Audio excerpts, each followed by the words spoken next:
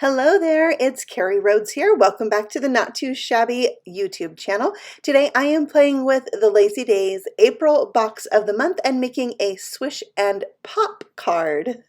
This is the all-new box of the month for April. The theme is Lazy Days, and as of now, you can subscribe and get the box of the month from Not Too Shabby every month. And here are the stamp sets in this month's box. I'll be using this one right here, Me Time. And these sets all work great together. I love that. There's an ephemera pack with like 65 or more images in it. There are 2 coordinating paper packs that have coordinating images in them. And I always get like a little freebie with my order, and matching sequins was it this time.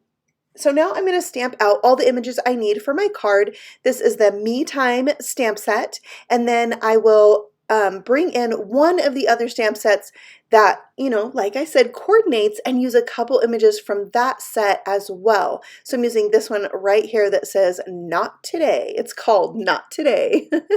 So here I am using the little coffee cup, the cell phone, the chocolate bar, and the sentiment. I thought I was going to use the pair of socks, but they just seemed a little too big for scale, so I left those out. And I'm going to stamp these with some Copic friendly black ink onto some white cardstock, and I actually wanted 2 of these potted plants, so I'm going to stamp that by hand. And here's my tip for stamping on an acrylic block.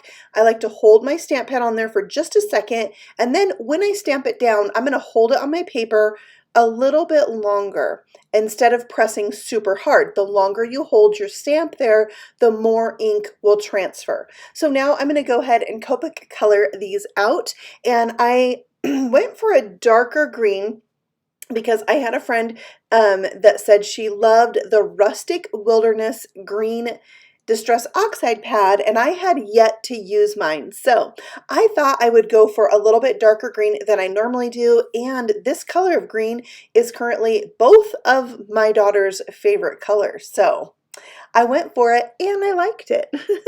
And now I'm coloring this pot kind of a rusty red color, and then I'm going to color out the coffee cup with the same color green and bring in E55 for the middle part, the little cozy. And then I thought I would have a little orange kitty in mine. He is just chubby and fluffy, and I had a cat like that, so he had to be an orange tabby cat. I thought he was pretty cute. So most of the marker lids are going to be on the screen, but sometimes I get so into coloring I forget you're watching. So if they're not, I do have a picture at the very end that shows all the colors I used, and then you can replicate some of the color combinations if you're interested in doing that. So on to this super cute girl. There are 3 different girls in these stamp sets, 1 in each, and I love that they all have their own unique look and hair, and you can color them to look like your friend or look like you. I just think it's really fun. So here I'm giving her some yummy chocolate brown skin. I think she is gorgeous, and I love her eyelashes and her headphones and her big hair. She's super cool. All right, so now for the stack of books, I'm just pulling in colors I had already used. I didn't pull in any other colors, so I used that reddish terracotta color, the orange and the yellow I used on the cat, that really light blue I'd already used on the cell phone, and the green of the plants, and so it kind of made a rainbow stack of books, which made me very happy. I like to do that, repeat the colors I've already used in other images to really make everything seem cohesive. Once those are colored, now I'm coming in with my Jelly Roll pen and adding white highlights to each of the images. And here you can see all of the markers I used on the projects today. Now I am creating a ink blended panel that I'm going to die cut from. So here is that Rustic Wilderness Distress Oxide ink. This is my first time using it, and it is yummy. I love it. I like to make ink blended backgrounds sometimes versus using colored cardstock because I can get a real varied look where some areas are darker and some are lighter. I don't always like to have a very perfect blend.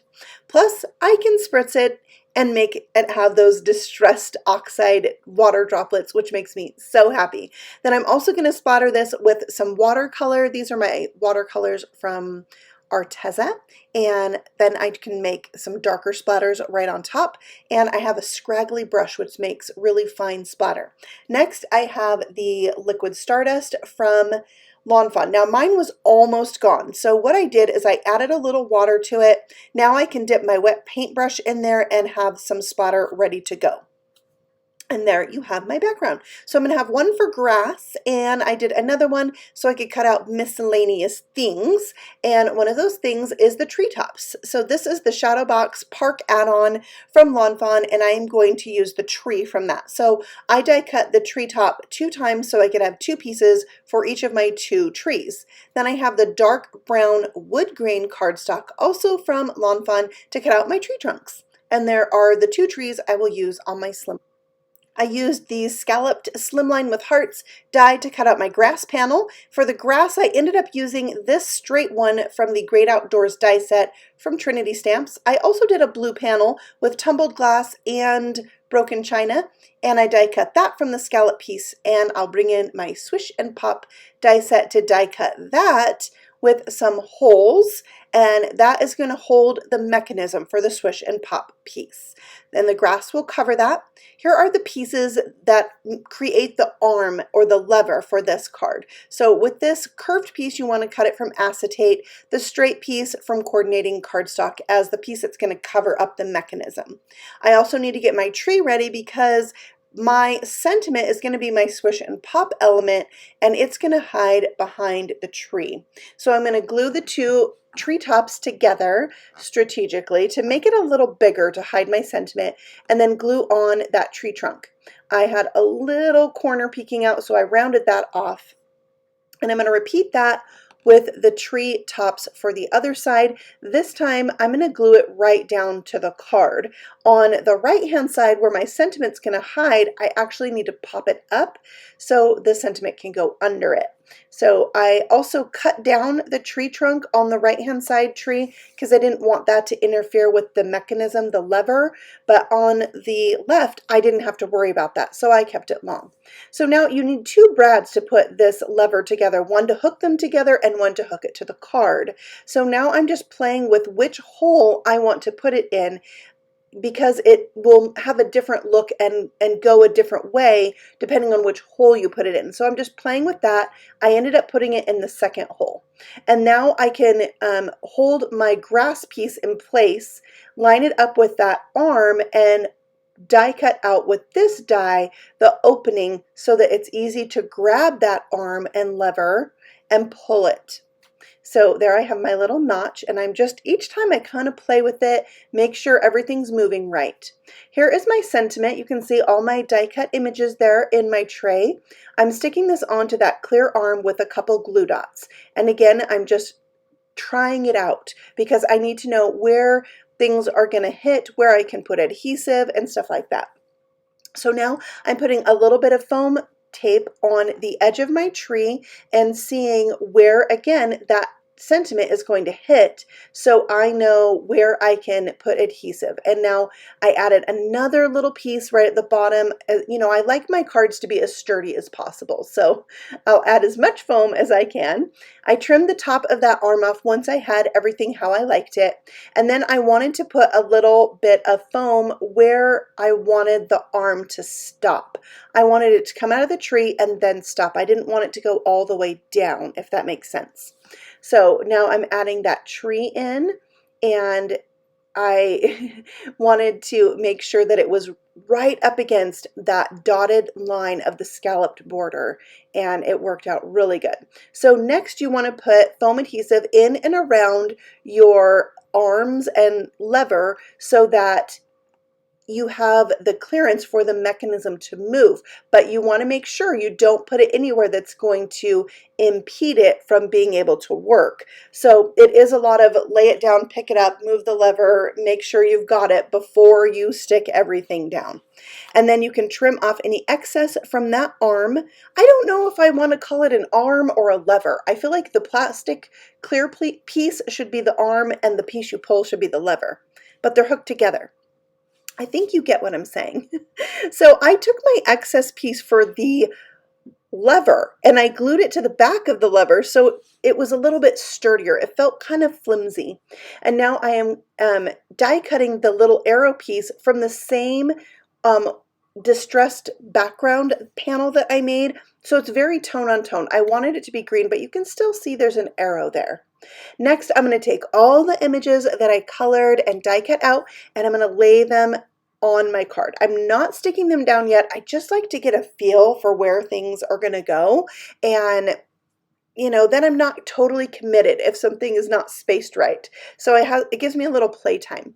Now I'm going to glue down some images and some I will pop up. So my girl is relaxing either in the backyard or at a park, and she is just taking a break from the cell phone. See, she's got it way over there by the books, and she's got some music.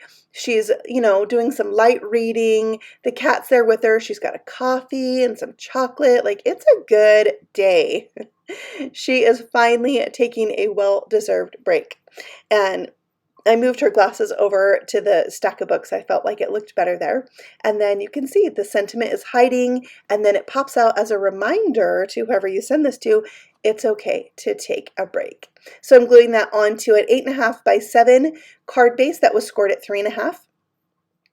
I took a little bit of the pattern paper and cut it down to 3 inches by 2.5 inches, just to add like a little accent panel on the inside. That way you don't have this giant space that you have to fill in with a handwritten note. Sometimes on a huge card, you can be like, I don't know what else to say, but sometimes you have a lot to say, and so you can take up all the room that a big card gives you. Now, once I thought I was done with this card, I really wanted some clouds, so I took out my Unicorn Picnic stamp set and die set and die cut some clouds to go in and around the sky. The splatter, I'm going to confess to you, the splatter on this sky background got a little bit out of control. I'm sure if you know me, you never thought you'd hear me say that because I love splatter, but I felt like with the trees and the clouds and the sentiment, it would help cover it up a little bit. And it did, but the clouds really helped soften that splatter in the sky. So there is my Swish and Pop card featuring the Lazy Days April box of the month from Not Too Shabby. And remember, if you subscribe to this box, you get an additional 5% off when you have the box come to you every month, and it's so fun just to get a surprise in the mail. So I'm going to put a link to the box in the description box below so you can go check that out, read all the details, and get yours coming to you in the mail. Thank you so much for stopping by. I will see you all again very soon. Happy stamping! Bye!